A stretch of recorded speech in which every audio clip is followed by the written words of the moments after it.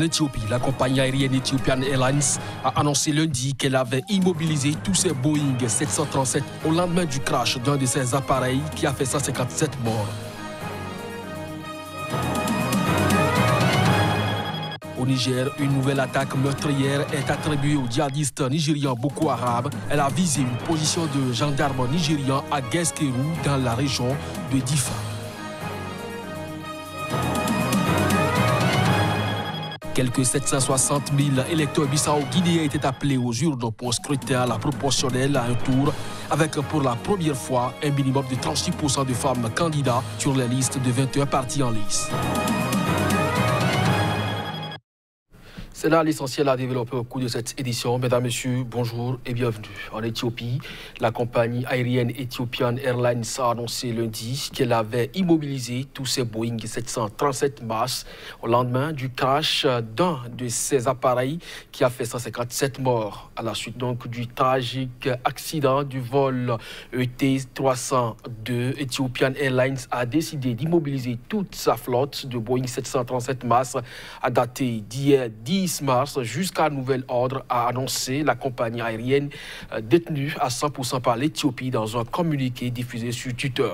L'enquête se poursuivait lundi pour déterminer pourquoi le Boeing 737 flambant neuf d'Ethiopian Airlines s'est écrasé dimanche au sud d'Addis Abeba, faisant 157 morts, une tragédie marquée en Éthiopie par un jour de deuil national.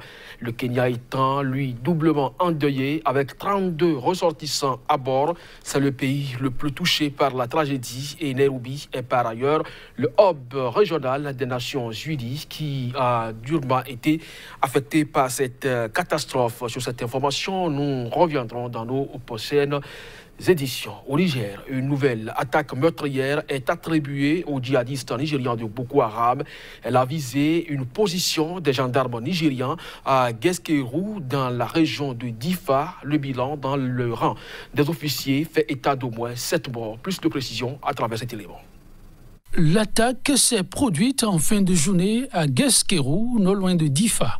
Les gendarmes qui défendaient leur position n'ont pas été surpris par l'ennemi. Des quêteurs les ont aperçus de loin et la riposte a été prompte. Le bilan, cependant, est bien lourd de part et d'autre. Du côté des gendarmes, on dénombre 7 morts et une vingtaine de blessés.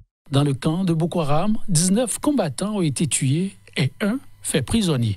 5 de leurs véhicules ont par ailleurs été détruits et 2 autres récupérés par les forces spéciales nigériennes. Les gendarmes de la position de Guesquerou ont reçu les félicitations de leur hiérarchie militaire. Des renforts arrivés sur zone ont engagé la poursuite. Le ratissage des forces spéciales s'est poursuivi en territoire nigérien. Depuis le début de la décrue de la Komadougou-Yobe, plusieurs tentatives d'infiltration de Boko Haram sur le territoire nigérien ont été repoussées avec succès. En presque 2 mois, Boko Haram a perdu plus de 300 éléments et plus de 10 véhicules détruits ou récupérés par les forces armées nigériennes. Plus de 2000 nouvelles recrues militaires viennent de sortir des centres d'instruction de Niamey et Zinder.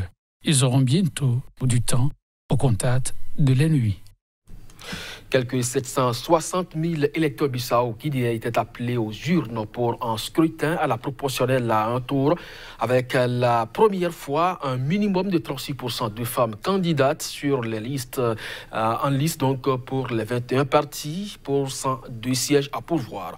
Ils ont voté en nombre dimanche pour élire donc leur Assemblée nationale avec l'espoir d'une sortie de l'interminable crise au sommet de l'État dans ce petit pays lusophone d'Afrique de l'Ouest qui pour la première fois en plus de 20 ans achève une législature. Aussitôt après la fermeture des bureaux de vote, le dépouillement a commencé.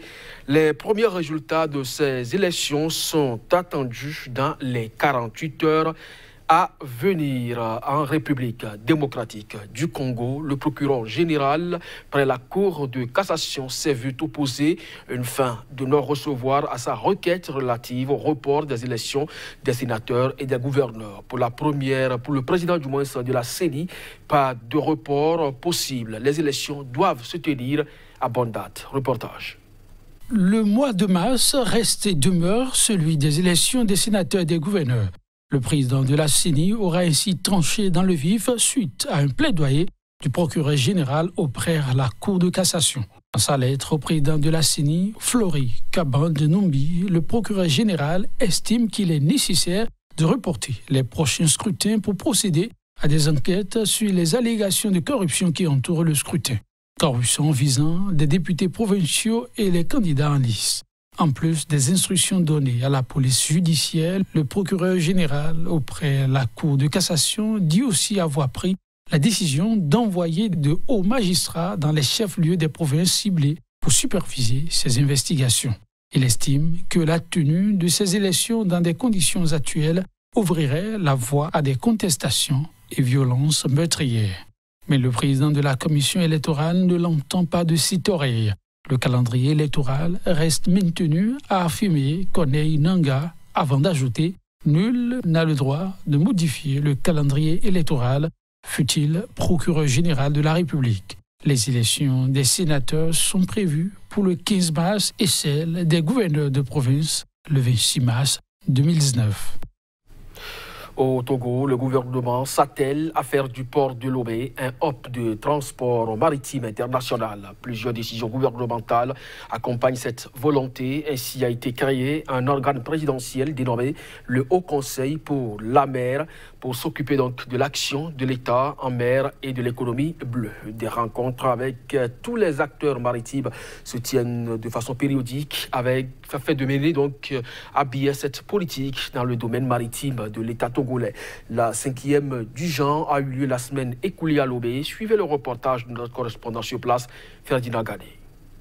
5e conférence maritime au Togo. Les acteurs des actions en mer ont mené des réflexions autour des enjeux environnementaux, logistiques et sécuritaires du domaine maritime afin de faire du port autonome de Lomé un hub de transport maritime international. La performance enregistrée au port autonome de Lomé de 2013 à 2017 le prouve d'après les autorités.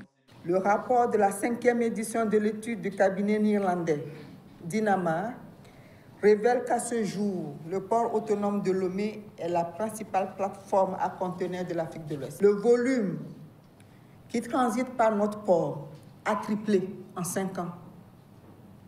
Le taux aujourd'hui est autour de 283%. Dans un contexte où les volumes régionaux ont à peine augmenté.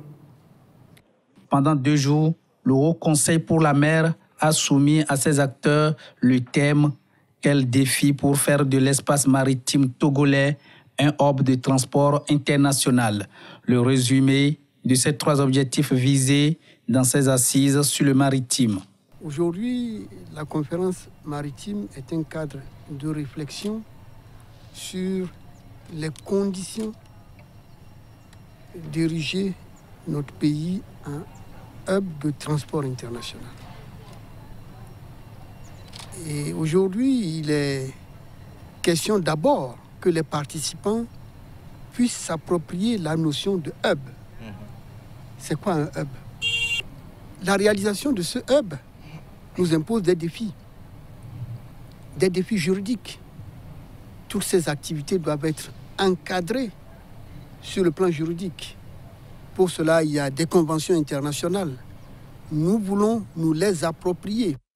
Plusieurs communications et échanges ont enrichi cette rencontre sur le maritime, dont sont sorties plusieurs recommandations à soumettre à la réunion annuelle du Haut Conseil pour la mer, un organe présidentiel qui va tenir ses assises d'ici là.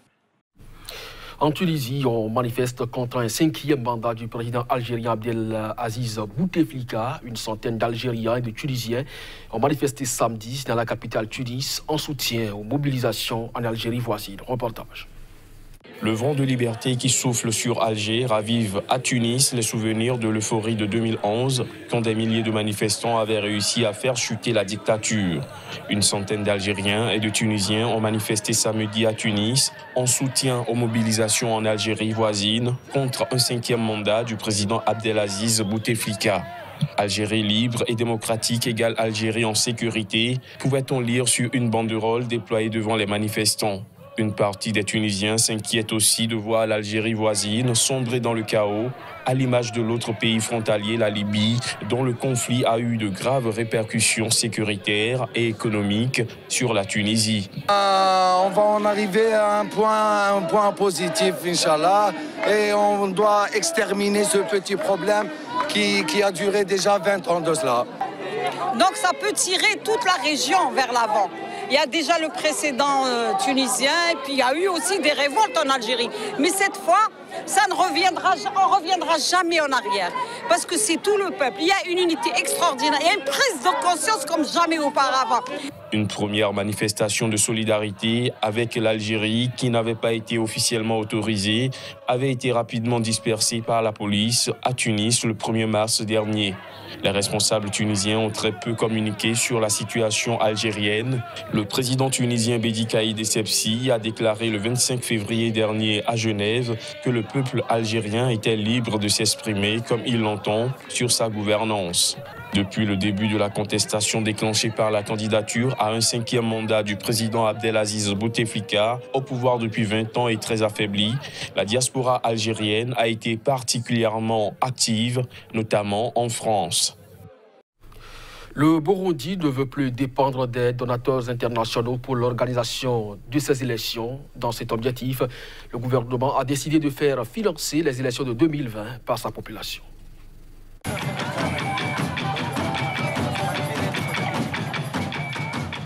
Le plan du gouvernement burundais semble bien tracé. Il sera question d'instaurer une compétition pour désigner la commune qui récoltera le plus de contributions selon un document officiel. Jusqu'ici, les élections au Burundi étaient en grande partie financées par les bailleurs de fonds traditionnels. Mais ceux-ci ont des relations très tendues avec le pouvoir du président Pierre Nkurunziza qui a écarté leur aide cette fois-ci pour échapper à leur pression. Pour financer ces élections, le gouvernement a imaginé différentes stratégies. D'après le ministre de l'Intérieur, il s'agit d'un exercice d'évaluation des communes basé sur leurs critères de maximiser le plus possible les contributions de la population et dont la cérémonie de publication des résultats se déroulerait dans la commune qui se serait classée première. Le gouvernement veut mettre les bouchées doubles afin de boucler le budget d'organisation de ces élections générales prévues en 2020. Le président Pierre Nkurunziza avait annoncé la semaine dernière que 70% du budget avait déjà été réuni. Selon la terminologie officielle, il s'agit de contributions volontaires. Mais les abus constatés dans la collecte se sont multipliés depuis l'instauration d'une ordonnance ministérielle qui fixe les montants à payer en fonction des catégories de population. Dans certaines communes, les gens n'ont plus droit aux services publics de base s'ils ne présentent pas leur quittance. Ce sera donc tout pour cette édition. Merci de nous avoir suivis. Très bonne journée accompagnée des programmes SICA.